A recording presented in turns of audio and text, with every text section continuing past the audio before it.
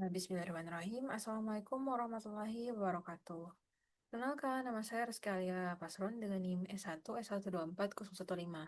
Kali ini saya akan menjelaskan materi dari mata kuliah Sistem Operasi, lebih tepatnya yaitu Virtual Machine. Jadi pertama-tama nih, saya akan menjelaskan pengertian. Jadi apa sih itu Virtual Machine? Nah, Virtual Machine atau kita singkat sebagai VM adalah sebuah perangkat lunak atau sistem yang meniru atau menyimulasikan perangkat keras komputer secara virtual. Dengan kata lain, VM ini memungkinkan sebuah komputer fisik host untuk menjalankan komputer virtual, gue seolah-olah komputer itu benar-benar ada secara fisik. Jadi VM ini dia adalah perangkat lunak yang meniru nih seolah-olah dia adalah komputer secara fisik, namun nyatanya adalah visual. Seperti itu. Lalu jika teman-teman masih belum paham nih maksudnya, jadi kalau kita analogikan nih misalnya dia itu eh, misalnya kita nih punya satu laptop, tapi kita bisa gunakan seolah-olah dia itu punya dua atau lebih laptop yang berbeda di dalamnya. Jadi itu konsep dari virtual machine. Jadi cocok nih untuk teman-teman yang mau belajar sistem operasi dan atau mencoba hal baru tanpa mengubah sistem utama eh, kita atau sistem laptop utama kita, begitu. Lanjut selanjutnya adalah cara kerja dari virtual machine. Jadi virtual machine ini berjalan di atas program yang disebut hypervisor. Hypervisor ini tugasnya apa? Jadi hypervisor ini bertugas untuk mengatur dan membagi sumber daya dari komputer fisik seperti CPU, RAM, dan disk kepada masing-masing VM yang dijalankan. Seperti itu. Lalu kita masih bahas hypervisor. Nah, hypervisor ini ternyata terbagi dua nih teman-teman jenisnya. Yang pertama adalah Type 1. Nah, Type 1 atau bare metal, dia ini langsung berjalan di atas hardware fisik. Nah, contohnya itu ada VMware ESXi atau Microsoft Hyper vServer. Lalu ada Type 2 atau kita sebut hosted. Nah, dia itu berjalan di atas sistem operasi host. Contohnya apa? Nah, contohnya itu adalah VirtualBox dan VMware Workstation. Lalu gimana sih cara kerjanya hypervisor ini? Nah, cara kerjanya itu sebenarnya sederhana. Nah, pertama, komputer fisik menjalankan hypervisor. Lalu hypervisor ini akan membuat dan mengelola beberapa VM. Nah, masing-masing VM ini punya sistem operasi dan aplikasi sendiri-sendiri. Jadi kalau kita ibaratkan nih teman-teman, kalau masih belum mengerti hypervisor ini nih, misalnya dia itu hypervisor ini semacam manajer yang mengatur atau membagi tugas masing-masing mesin virtual. Misal nih kita ibaratkan komputer komputer fisik ini sebagai satu kue utuh. Lalu dia ini akan dibagi-bagi menjadi kue. Nah, potongan kuenya ini adalah kita ibaratkan dari VM atau virtual machine itu sendiri. Lalu selanjutnya saya akan bahas masih dalam cara kerja dari eh, virtual machine. Jadi VM ini ternyata hanya digunakan untuk menjalankan satu aplikasi atau proses saja. Lalu dia itu tidak menciptakan sistem operasi virtual lengkap. Nah, contohnya itu ada Java Virtual Machine atau JVM atau NetCLR. Itu teman-teman. Lalu selanjutnya, kalau teman-teman masih belum mengerti nih, maksudnya penjelasan dari cara kerjanya atau dia itu sistem VM ini seperti punya komputer baru di dalam komputer, lengkap dari OS sampai aplikasinya. Sedangkan proses VM itu kayak punggung khusus untuk pertunjukan, misalnya Java bisa jalan kalau pakai JVM. Nah, teman-teman, mungkin masih belum mengerti. Jadi sebenarnya itu ternyata virtual machine itu terbagi dua melalui program yang bernama supervisor. Yang pertama itu tadi yang saya bilang tab 1. Lalu itu dari hypervisornya teman-teman. Tapi kalau jenis virtual machine, dia itu ada sistem virtual machine, ada proses virtual machine. Jadi kalau sistem virtual machine dia tuh jalankan OS lengkap, sedangkan proses virtual machine dia tuh hanya menjalankan aplikasi seperti saya bilang tadi. Sistem VM itu punya komputer baru di dalam komputer, lengkap dari OS sampai aplikasinya. Sedangkan proses VM itu kayak punggung khusus untuk satu pertunjukan saja. Misalnya Java hanya bisa jalan di kalau pakai JVM saja. Seperti yang saya contohkan ini adalah JVM ya. Nah, contoh selanjutnya saya akan jelaskan contoh dari virtual machine. Yang pertama teman-teman ada VMware Workstation. Ini ternyata populer di kalangan profesional IT ya. Jadi kalau ternyata teman-teman ini ahli di bidang IT, jadi bisa pakai VMware Workstation. Lalu ada Microsoft Hyper-V, dia tersedia di versi Pro dan Enterprise Windows. Lalu ada CEMU, dia ternyata softwarenya open source dan ringan. Nah, maksudnya open source ini adalah dia programnya bisa diubah ya, tergantung dari usernya itu sendiri. Dan ternyata dia itu ringan. Lalu ada Parallel Desktop.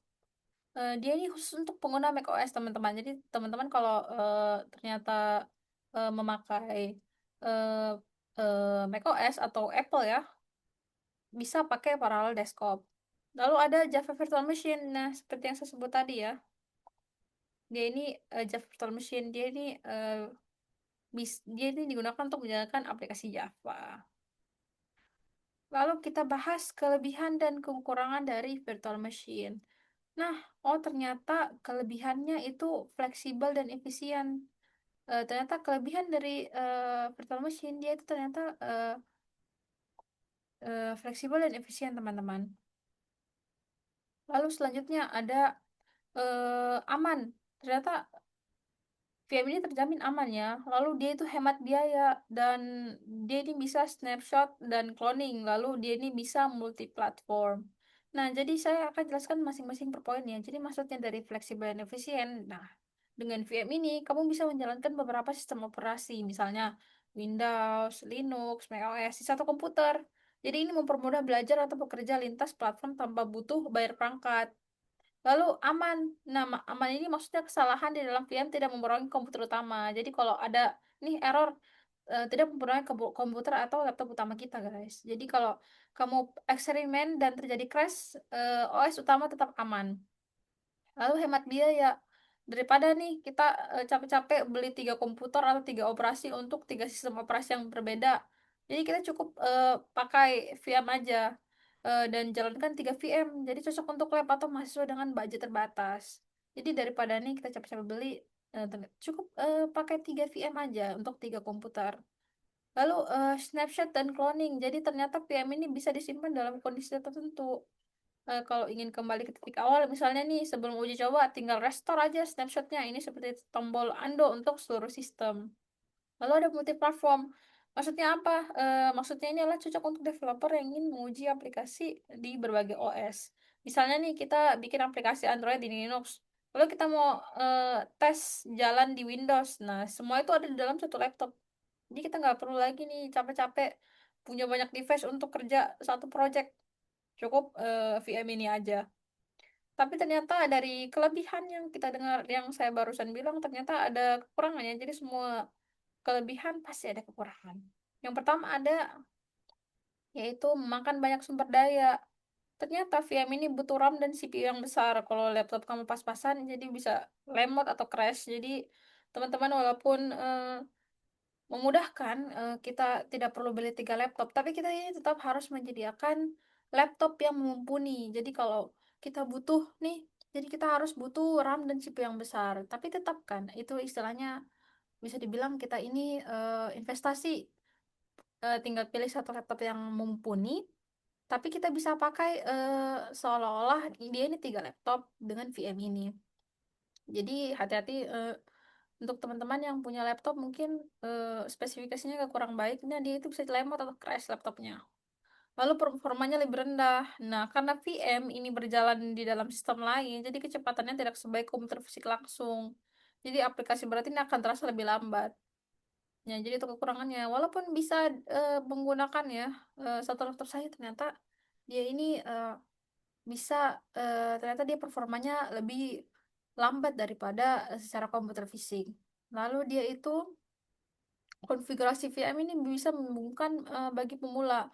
Jadi untuk pemula ini mengatur RAM, CPU, disk, dan network di VM ini cukup membingungkan. Jadi salah konfigurasi VM-nya tidak bisa jalan atau error. Jadi teman-teman kalau mau pakai VM sebaiknya belajar dulu nih cara-caranya. Nanti bisa-bisa crash dan teman-teman tidak tahu cara menjalankan atau memperbaiki VM ini atau project yang kita sedang kerjakan.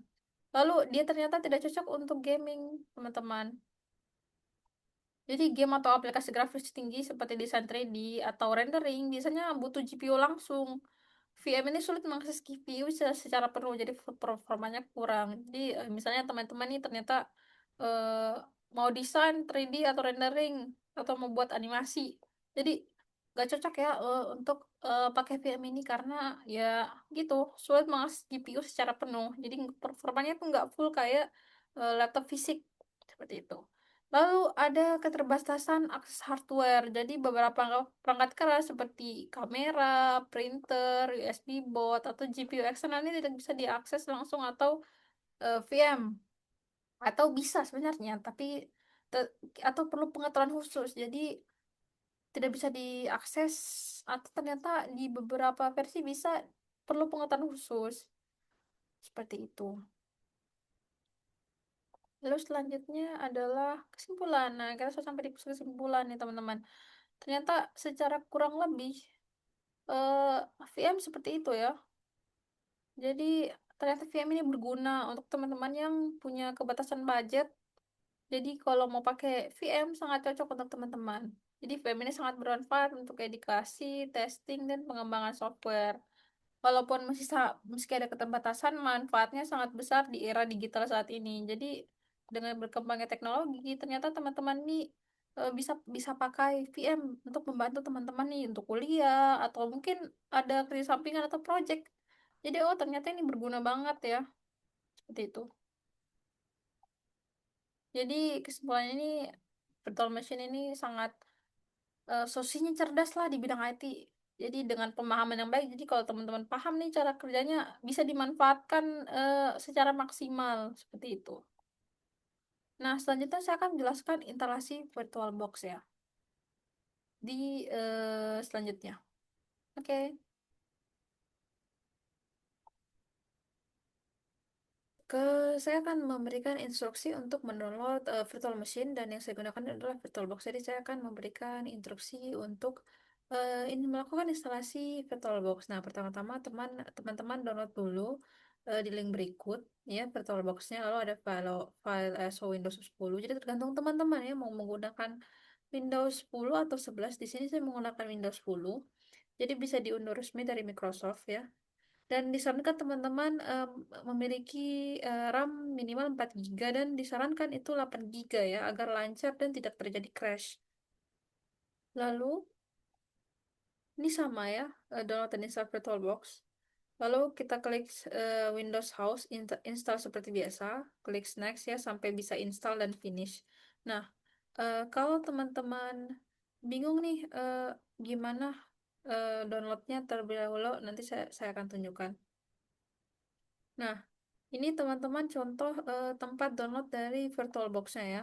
Jadi teman-teman pilih nih, eh, teman-teman menggunakan apa? Di sini saya menggunakan Windows House. Jadi teman-teman klik aja yang ini, Windows House. Lalu ini adalah link tadi ya untuk Windows installation. Langsung aja download di sini. Nanti tinggal diinstal aja. Lalu balik ke slide. Nanti setelah di-download, sama. Nah, kalau sudah di-download nih, klik Windows House. Lalu kita install seperti biasa yang gambar yang saya tunjukkan tadi ya. Lalu klik tombol download tool now. Lalu jalankan tool itu dan pilih create installation media.